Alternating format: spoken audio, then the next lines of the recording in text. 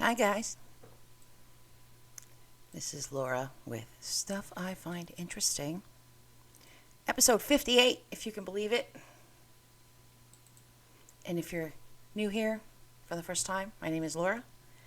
I am from upstate New York, and I talk about stuff I find interesting. And that's it. No fancy music, no fancy transitions. Mostly because I don't know what I'm doing. But that's neither here nor there. Just interesting stuff coming at you live. So we're going to start out. First thing we're going to do, I find, personally, that I always feel better when I dress up for the occasion, when I look really nice. So in my imagination, I'm going to put on this outfit. This is from the Russian Empire. I'm kind of curious what this thing is that she's leaning on. If anybody knows, it looks like maybe an embroidery table, or is it a church thing? I'm not sure. Okay, we have our outfit on. Next, we need something to drink. What do we got?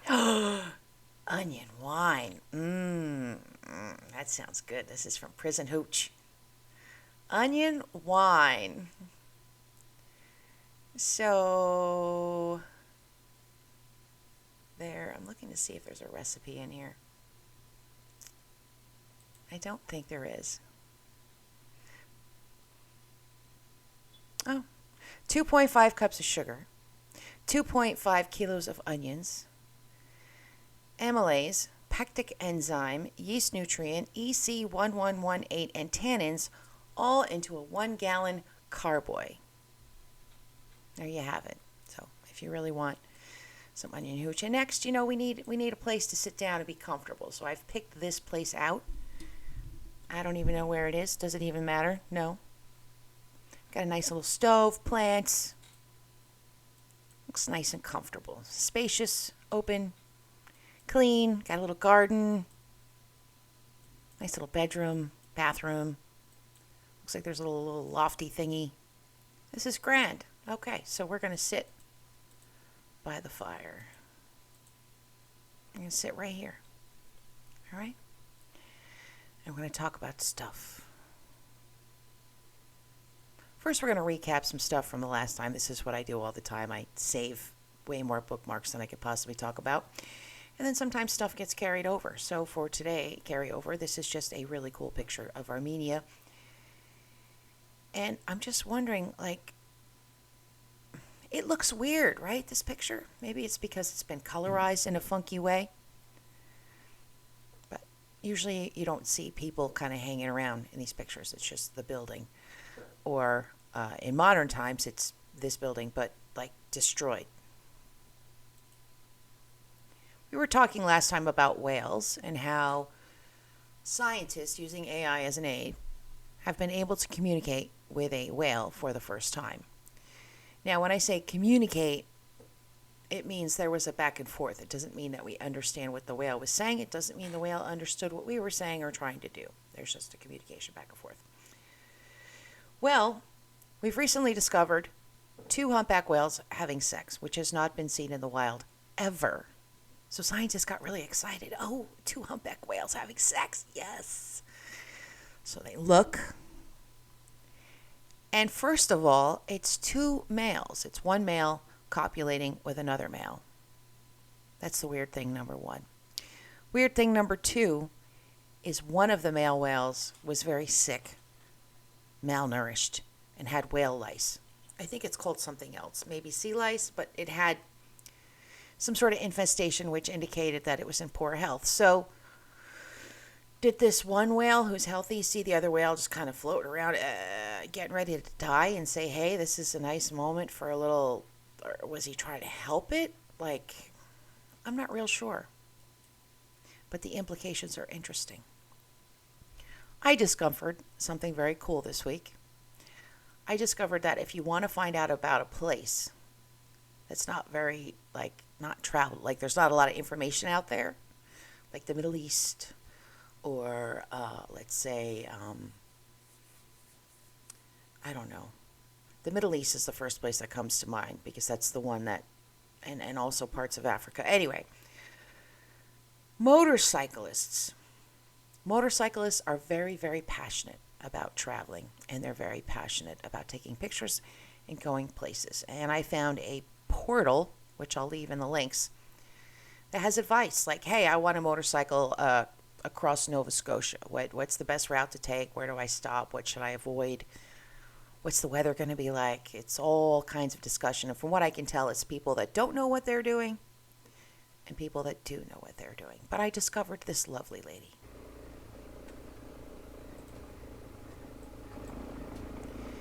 This is Itchy Boots.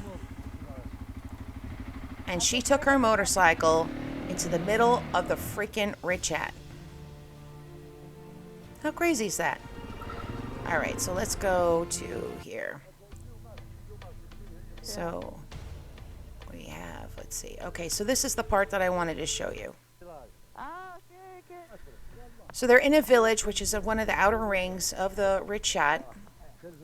And there's this guy out there who has a very simple, there's a simple structure with a fence.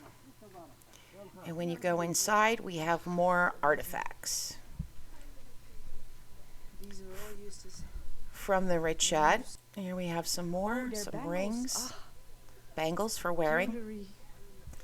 Now I have to point out, if you're worried about surviving and you're starving and you have no water, you're not making freaking bangles. You're not making jewelry to wear. I just don't see it happening. I think that just indicates that there was a culture that had like some leisure time, that was well fed, that was well watered, that was able to make beautiful things. So then we go to one more place that I want to show you on her video. The whole video will be in the link. Oh, there's are the rock is the rock art. What's this? This is animal we have. Antelope. Yes. Yeah. So I see it, yeah. So this is like a boots on the ground view of what the Richat looks like. I know we've looked at it before, but I particularly like this video because as you watch it, you can see as she's driving and driving and driving and driving. And there's a video before it and there's a video after it that shows a little bit more of this particular trip.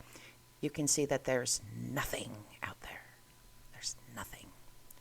So it's easy to say why people would look at it and go, it's just a geological hole in the ground. But speaking of geological holes in the ground, I want to talk a little bit more about the way it was formed because I want to come back to this idea of Atlantis before I wrap this up unless something pops up.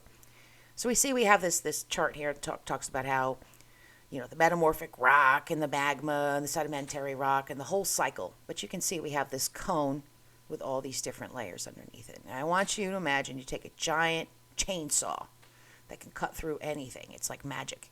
And you go through the base of the mountain. You cut all of this off. What are you going to end up with? Well, you're going to end up with something that looks a lot like this. This is a 3D model of the Richat. And I like it a lot because we can see what it looks like. So up here we can see the little arrow right-hand corner, that's north. So this is north.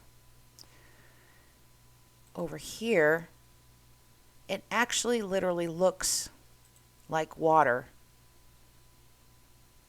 came in from these different places and then swished around and flooded out that way. I don't know.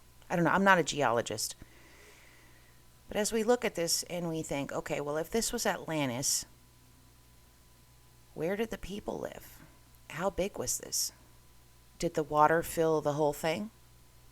Now, as you know, I am of the opinion that this was not Atlantis, but it was perhaps an Atlantis. And by that, I mean a technically advanced civilization that built beautiful things, had a culture, society, cemeteries, places to pray, bangles, jewelry, probably awesome clothes, all of it. There was a society here. So then the question is, well, how come we only find the most primitive of tools here? And I think that's because water's powerful and sand is heavy. Who knows what's under here? Now I found another map I don't want to go to Travago. It's trying to take me to Travago. This is another map that I found. So I'm always trying to find maps that kind of have slipped through observant eyes and have things on there that are not like marked off, because there's lots of stuff you can't see. So this particular map I find is a little bit better than Google Earth for showing you one specific thing. So we're going back to the rich hat. You guys are going to be able to find this in your sleep. You know that, right? Where am I? Wait, where'd I go? Uh-oh. Oh, I'm down further. So there we go. There's our buddy. Now, if we go up here to our canal, there's our canal, which we looked at last time, or walkway, or maybe it's natural. Crazier things have happened, right? But I can't help but notice there's a little road that kind of goes up here. Here's a road. So this road comes all the way down. Roads often follow ancient riverways.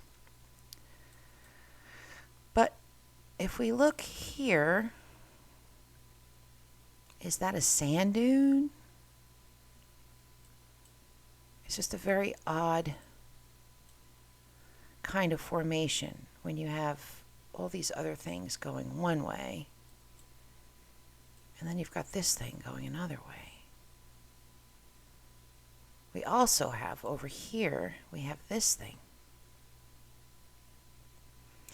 Is it man-made? Is it natural? I don't know. That's as close as I can get, though. That's the best. That's the best we're going to be able to see it. Interesting, right? Fascinating. Now, I got very excited because I found all of the geographical places in this particular area. So if we type in lake, not that one, not that one. Let's go to this one. If we go to this lake, we can see there's we can see the old lake bed. But if we scroll all the way out, we can see there's the rich shot. Remember that waterway that ran to the coast? It seems to me that's right along the line. I'm speaking in broad strokes. I'm not an expert. I could be totally wrong about everything I'm saying. But I think there's a lot more to be found in the Sahara Desert. This is what Atlantis looked like, just to remind you. It's easy to see why someone would say, it kind of looks like the Richat. And it does. And you know what? Maybe it is. But the first step is boots on the ground. And as I may have mentioned, there probably will be boots on the ground within the next few years, next decade or so, because of these things, because of cell phones. There are lots of precious little metals out there that can be used to power cell phones, computers, and the like. Here's an overlay of what Atlantis would look like, the measurements over top of the Richat. Now, the part that's interesting, or the part that I initially thought was interesting, is it says that, where is it? Well, this particular line here matches up. It's 50 stadia, which is mentioned in Plato's account. He says 50 stadia from the outer part of the city to the wall. And it is 50 stadia. However, not everybody agrees on what a stadia is. So if you don't agree on a unit of measurement, you can make up anything, right? So, in conclusion, there was something there. I think there was a bustling civilization. And I think that the bustling situation the bustling city came to an end, much like all cities do. So, moving on to the next thing.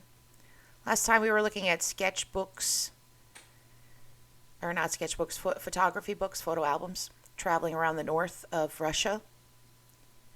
And I had showed you some of these photos. And I said that I would find out where these people were from, and that's not a good example. Although these are really cool pictures, right? So these are some of the churches in the north of Russia. Some of them, as you can see, are very primitive, and some... I remember what I wanted to show you guys. In addition to where the women were from, these are the women that we were talking about. These ladies. And there are other ladies in there too.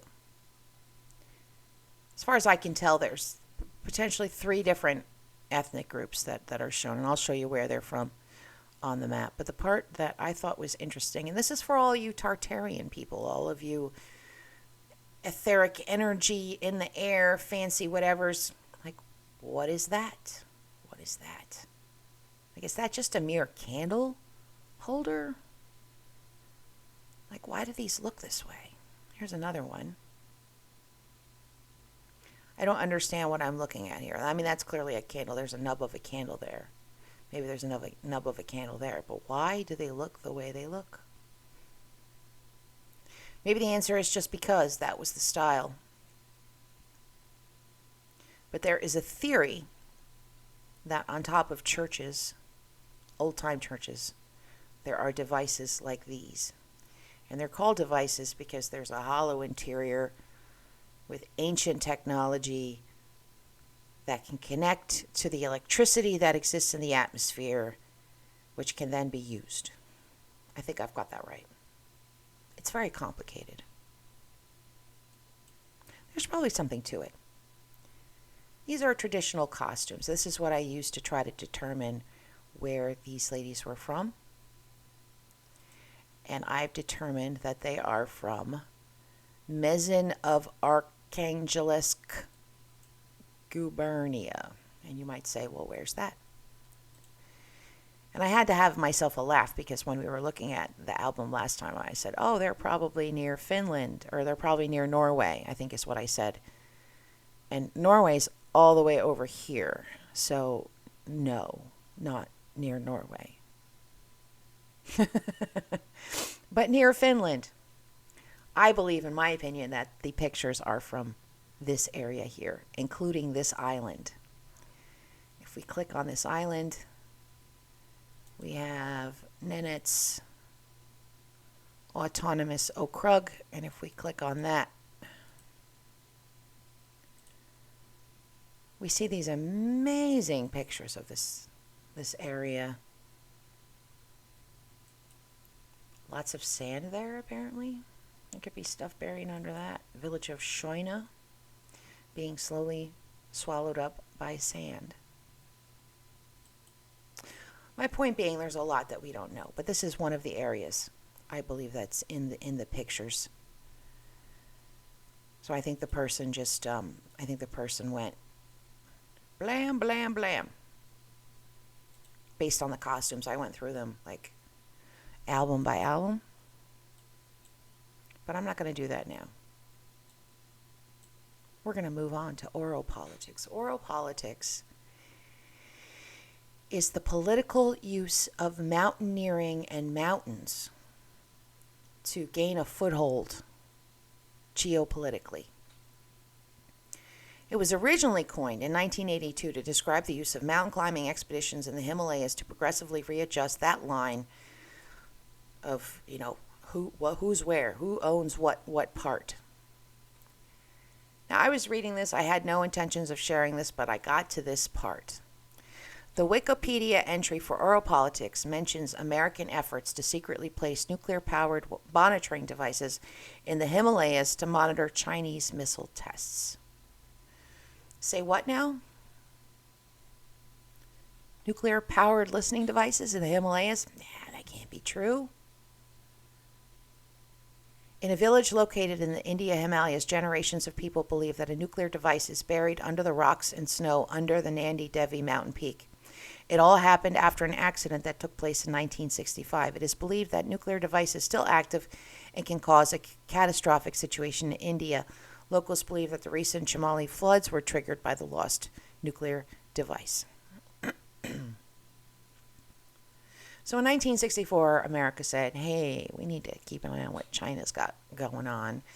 And China had their nuclear facilities in Xinjiang, which is western China. And they said, you know what, if we put a nuclear spying device on the Nanda Devi Peak, we could get more information. So this guy, Manoman Singh Kohli, was one of the most successful mountaineers ever. And he was hired by the American CIA and the Indian Intelligence Bureau to undertake this mission.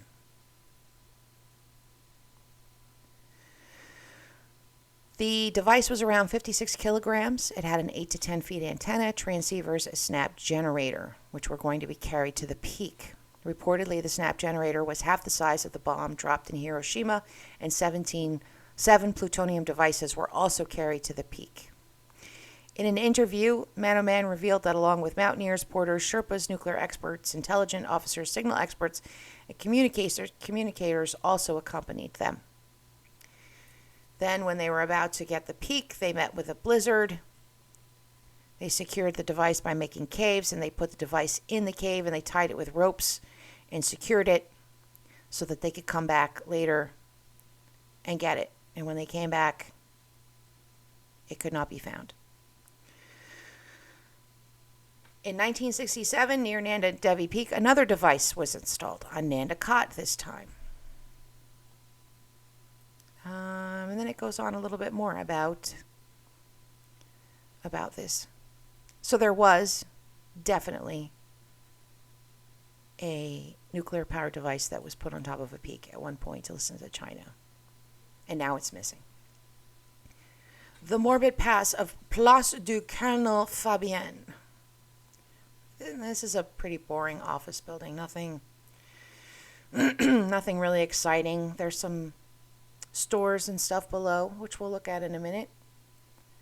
But why am I showing you this ugly-ass office building? It's because this ugly-ass office building, this area, has an interesting history. I'm just going to scroll through these photographs. And as you can see, we've got people being burned alive while the king watches. Some sort of stone thing with multiple people hanging from it. More hanging people. More hanging people. Okay, so this is what was built. This is what was in that area prior to that ugly office building. We have some sketches of it. Histoire de Paris, the gibbet et voirie de Montfaucon. And what that basically is it's a stone structure for the purposes of hanging. They didn't hang people here. They hung them somewhere else and then brought the bodies to this thing and then hung the bodies on the thing so that as you were coming up to the castle, you'd say, holy cow, there's like 40 bodies hanging there. And it was supposed to be a deterrent for crime. You can get this gibbet of Montfaucon for, from what I can tell, I think it's for video games, but I'm not entirely sure. But it seems to be some sort of, or maybe it's actual models. I don't know. I was looking at pictures of China. You guys know that I love China.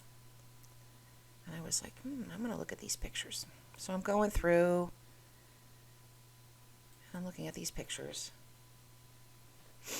I'm like, oh, that's interesting. Oh, that's interesting. That's interesting. And then all of a sudden I go, hey, wait a minute. So I enlarge this picture. Is there a big distance between this person and that person? Like, it seems like it's really far back, right? Okay, well, let's go to the next picture. No people in that picture. Let's go to the next picture.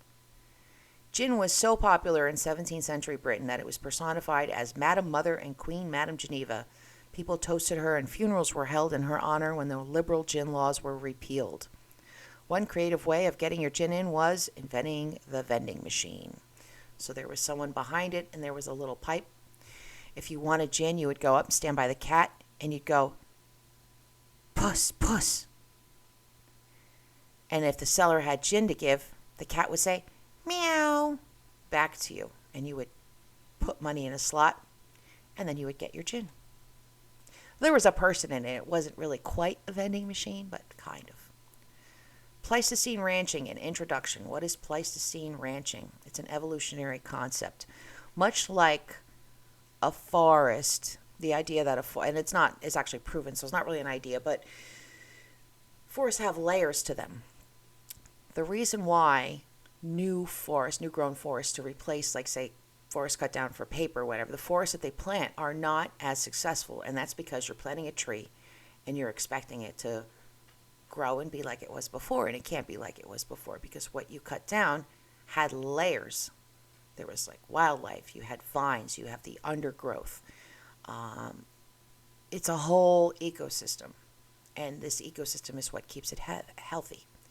The idea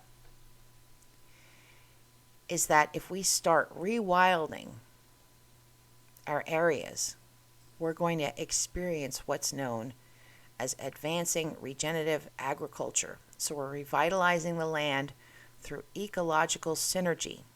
It fosters a symbiotic relationship between various species and the land. The introduction of diverse grazing species, which mimic the ecological functions of ancient megafauna, leads to a more dynamic and robust ecosystem. This approach revitalizes the soil, enhances nutrient cycling, and promotes plant diversity.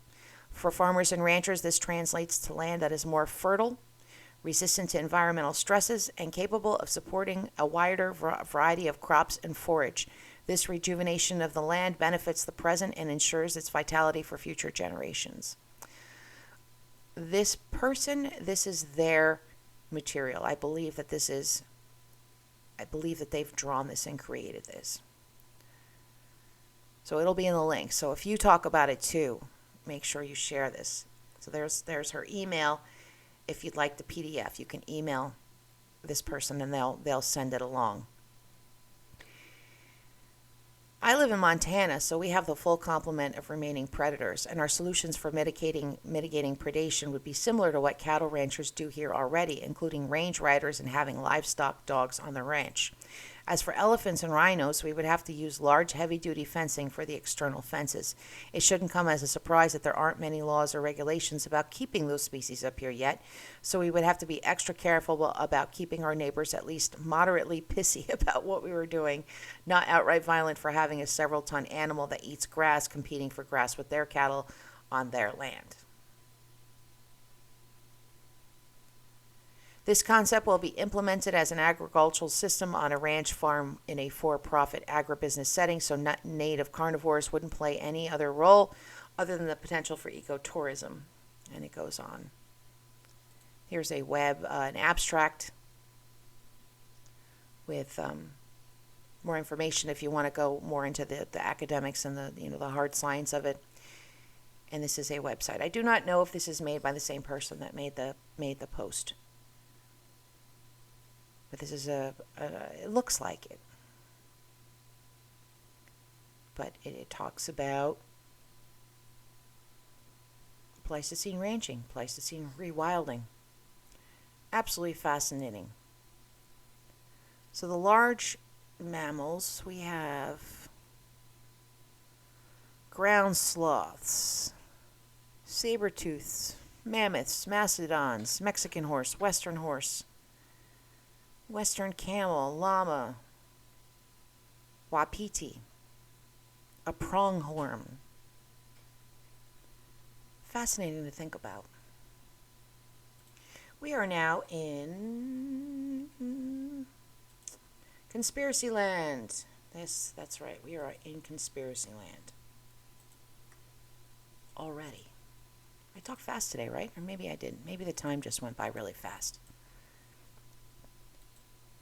We're going to wrap up our conspiracy today by going back and talking about the Volga historical wall, which we found on this website, along with some photos, some fairly spectacular photos, I might add, of this wall.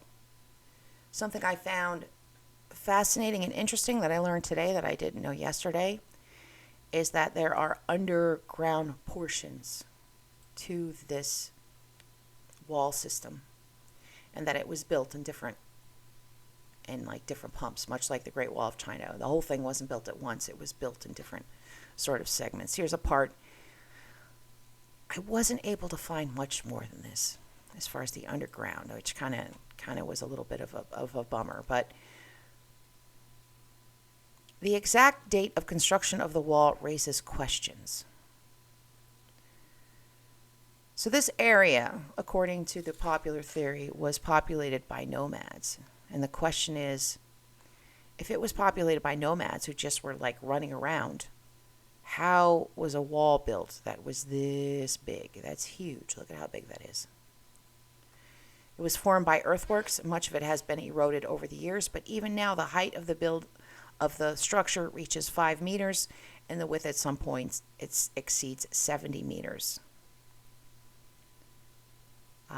In the past, the wall was probably much larger. In addition, unknown builders equipped underground fortresses at tactically important points. Their collapsed remains are still found today.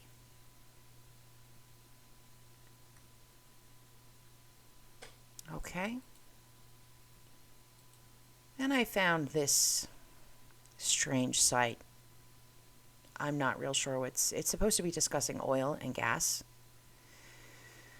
But this gentleman, he's arguing with somebody. This is a translation. I don't have enough time right now to tackle your educational program from scratch.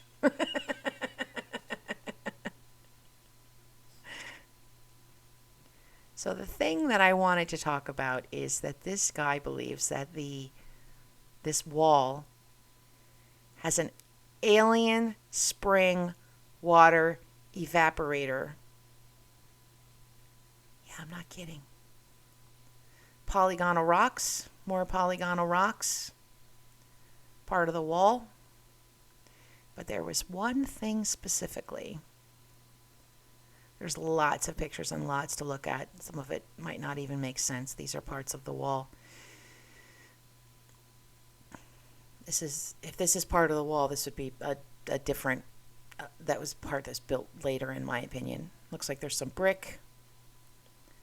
I think it must be further back. But these are parts of the wall. I mean, look how big they are. I'm not sure what that is. I didn't go through every single link. There might be some pictures in here that are included that might be of other places, but I think I went through enough that I feel confident that it's all located in Russia. So here he is. This is the gentleman that's looking for the alien spring, the alien evaporators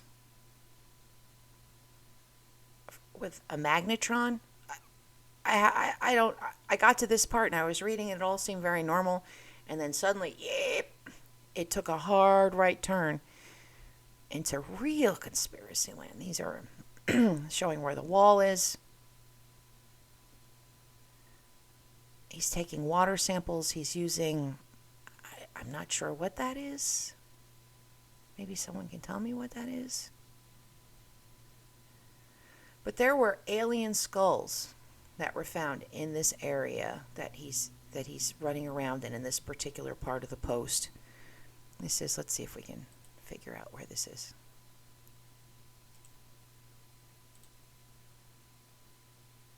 Nope.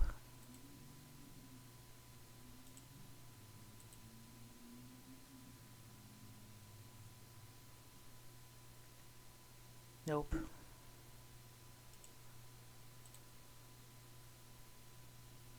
Nope.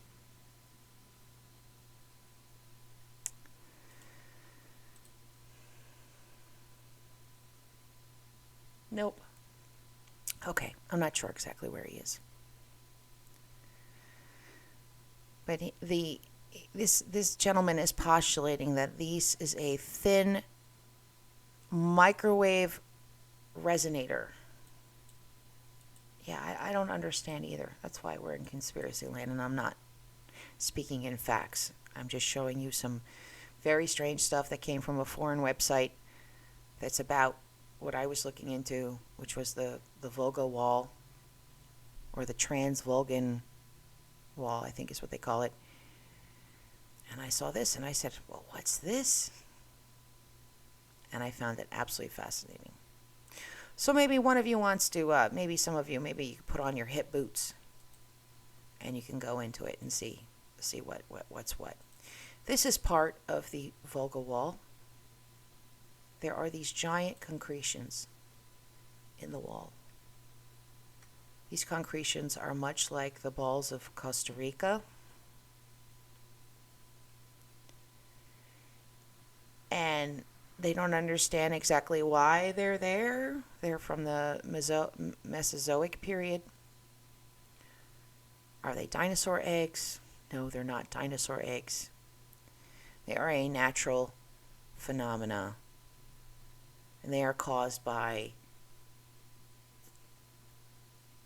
almost like a pearl. So there's the ground is liquidy. And there's a rock or a pebble or a grain of sand. And stuff starts kind of glomming onto it. And the more stuff that gloms onto it, the more stuff that gloms onto that. And then you end up with this ball, because everything kind of goes on uniformly if it's suspended in fluid or a fluid-like substance. These are near the village of Mokraya Okavolka. Let's look and see what that place looks like, shall we? The mysterious Volgograd balls. Some of them, when popped open, just sand comes out. So we can see it's not a super populated or active area. So we're a little bit more quiet. Other places that have concretions, which you might not have known about, and I didn't know about it till I found out this week, are North Dakota. North Dakota has these crazy concretions. This is in the Bullion Creek Formation of the Theodore Roosevelt National Park, which I didn't even know was a thing, so I was very excited to learn about that. These are concretions in the lake. Concretions and nodules are found in all of the geological formations exposed in southwestern North Dakota, and some can be found in glacial sediments and bedrock formations that occur over the eastern half of the state as well. They are most conspicuous, however, in badland areas, where they are often concentrated at the base of a rapidly eroding slopes and less easily hidden by the sparse vegetation. There's currently no real classification. Here's some more pictures. It looks like another planet. I had no idea that South Dakota was so otherworldly looking. This is a spherical concretion. Very cool, right? A shallow lake in Canada could point the origin of life on Earth. This is called British Columbia's Last Chance Lake.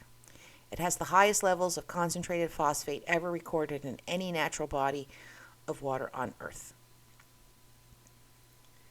It is theorized that this is what the planet looked like at one point before life arose. That there were these phosphate lakes, which were these shallow, salty bodies of water situated on volcanic rocks.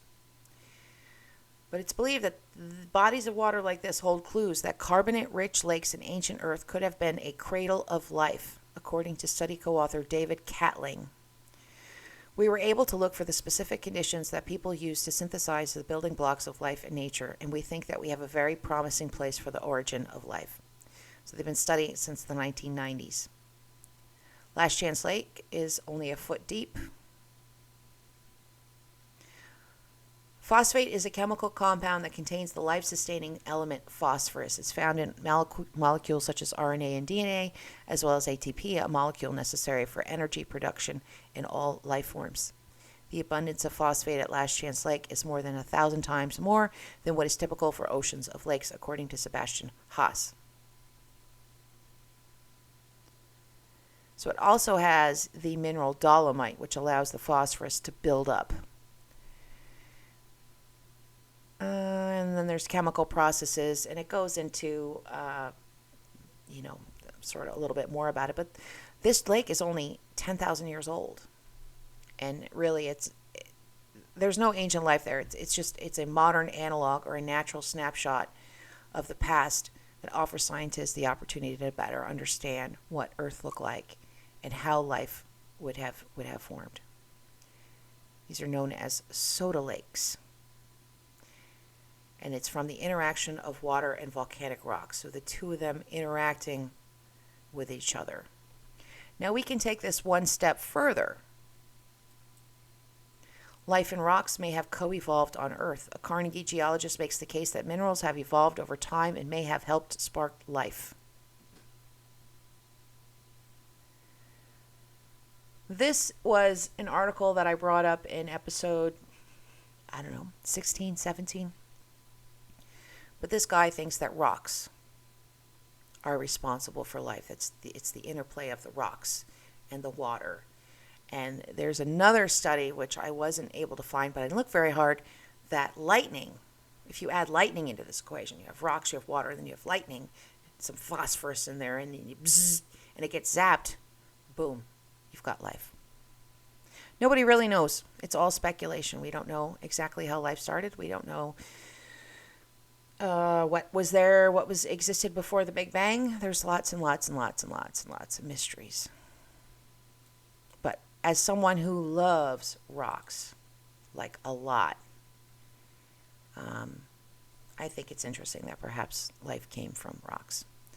These are the Dagestani tightrope walkers, and there is a village in Dagestan where the whole village, they all learn how to tightrope walk. So Dagestan has 14 different ethnic groups. They all speak different tongues and dialects. The tightrope walkers live in mountain alls located 2,000 meters above the sea level, where the tightrope walking tradition was born 400 years ago. The elder tightrope walkers still practice their craft the old way, putting up a tightrope in the backyards of their houses to train themselves and teach the young. As tradition dictates, one must start the training as soon as one starts walking.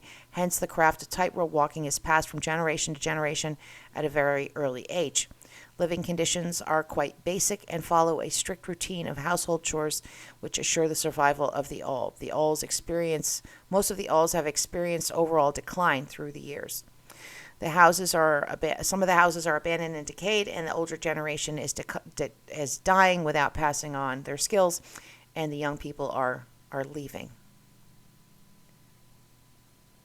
So there's been some effort to try to bring this back. Here we have. Nope, I guess it doesn't really get. Yeah, okay.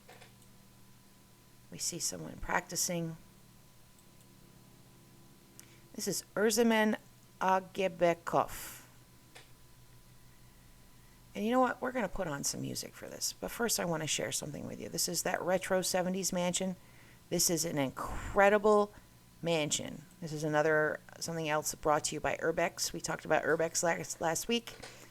He's an urban explorer who finds really just the most amazing, amazing, amazing places. And this place is no exception. It's like a 70s time capsule.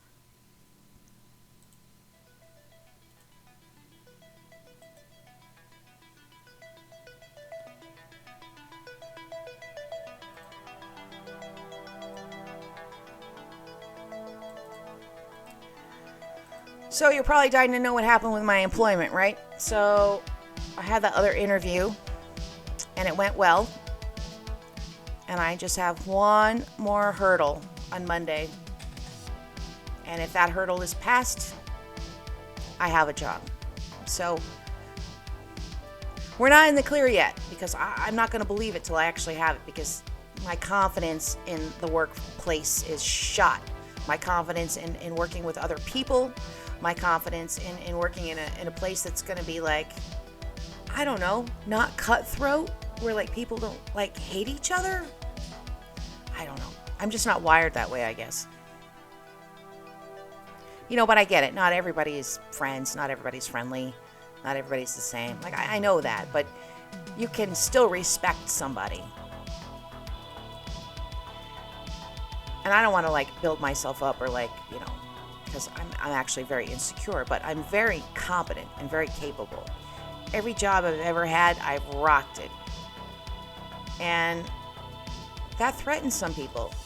And if I rock it, it's because personally that's what I want to do. Not because I'm trying to prove anything. When I was younger, I had a lot to prove.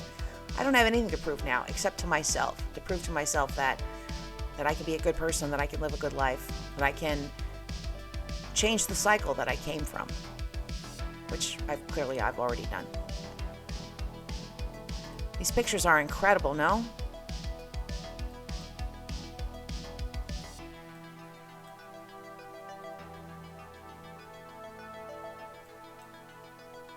This is beautiful.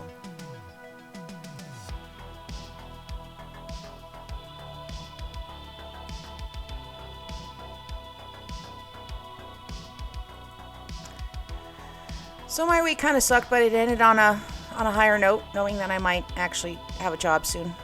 And the hours are beautiful. It's 7:30 to 3:30, right down the road. Doesn't get any better than that.